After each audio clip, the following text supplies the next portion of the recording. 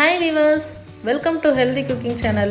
வீடியோக்குள்ள போறதுக்கு முன்னாடி இதுவரைக்கும் Healthy Cooking Channel subscribe பண்ணாதவங்க மறக்காம subscribe பண்ணிக்கோங்க. பக்கத்துல இருக்கக்கூடிய bell icon-ஐ click பண்ணிக்கோங்க.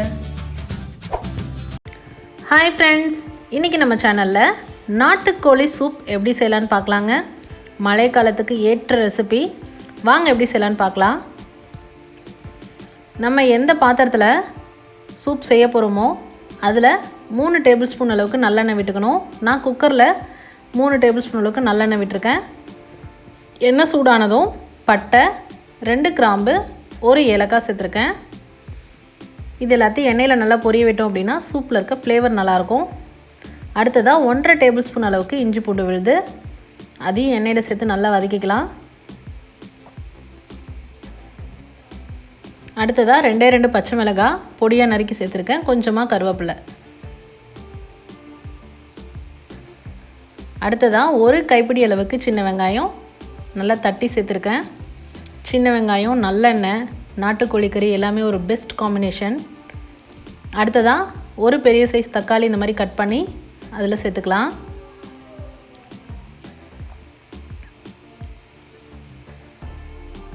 இப்போ சூப்புக்கு தேவையான அளவு உப்பு சேர்த்துக்கலாம்.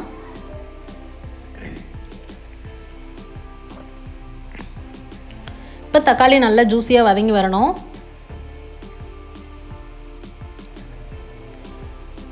தக்காளி வதங்கினதுக்கு அப்புறமா 1/4 கிலோ அளவுக்கு நான் சிக்கன் எடுத்திருக்கேன். சுத்தம் பண்ணி நல்லா மஞ்சள் பொடி போட்டு சுத்தம் பண்ணி எடுத்துருக்கக்கூடிய நாட்டுக்கோழி கறியை இதில் சேர்த்துக்கலாம். சேர்த்துட்டு கறி நல்லா உருண்டு வரணும். இப்போ கறி நல்லா உருண்டு வந்திருக்கு பாருங்கள். இந்த ஸ்டேஜில் நம்ம இந்த சூப்புக்கு தேவையான மசாலா பொடி சேர்த்துக்கலாம்.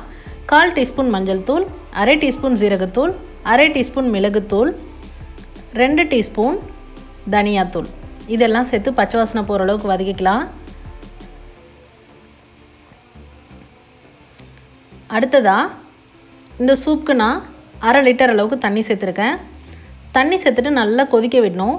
கொதி வந்ததுக்கு அப்புறமா நம்ம குக்கர் மூடி போட்டுட்டு 4லேருந்து 5 விசில் வரைக்கும் விட்டு எடுத்துட்டோம் அப்படின்னா பாருங்கள் கறி நல்லா குக்காகி வந்திருக்கு. சப்போஸ் உங்களுக்கு கறி குக்காகலை அப்படின்னா இன்னும் 2 விசில் சேர்த்து விட்டு எடுத்துக்கோங்க. லாஸ்ட்டாக மல்லி இலைக்கு பதிலாக புதினா இலை தூவி இறக்கணும் அப்படின்னா ஃப்ளேவர் இன்னும் சூப்பராக இருக்கும், டிஃப்ரெண்ட்டாக இருக்கும். ட்ரை பண்ணி பாருங்கள். மழைக்காலங்கிறதுனால நல்ல இந்த சூப்பராக இருக்கும். நம்ம சாப்பிட்றதுக்கு இன்னும் டேஸ்ட்டாக தெரியும். சளி பிடிக்கிற மாதிரி இருந்தாலோ இல்லை சளி பிடிச்சிருந்தாலோ இந்த சூப் இந்த மாதிரி செஞ்சு சாப்பிட்டோம் அப்படின்னா நல்லா ரெக்கவர் ஆகுங்க. ட்ரை பண்ணி பாருங்கள். ட்ரை பண்ணி பார்த்துங்களோட கமெண்ட் மறக்காமல் சொல்லுங்கள் ஃப்ரெண்ட்ஸ். இந்த சூப்பில் நம்ம ஏற்கனவே காரத்துக்கு மிளகாயும் மிளகுத்தூளும் சேர்த்துருக்கோம். சப்போஸ் உங்களுக்கு சர்வ் பண்ணும்போது அந்த காரம் பத்தலை அப்படின்னா இன்னும் கொஞ்சம் மிளகுத்தூள் போட்டு லைட்டாக இன்னும் கொஞ்சம் புதினா இலையை தூவி சர்வ் பண்ணிடுங்க.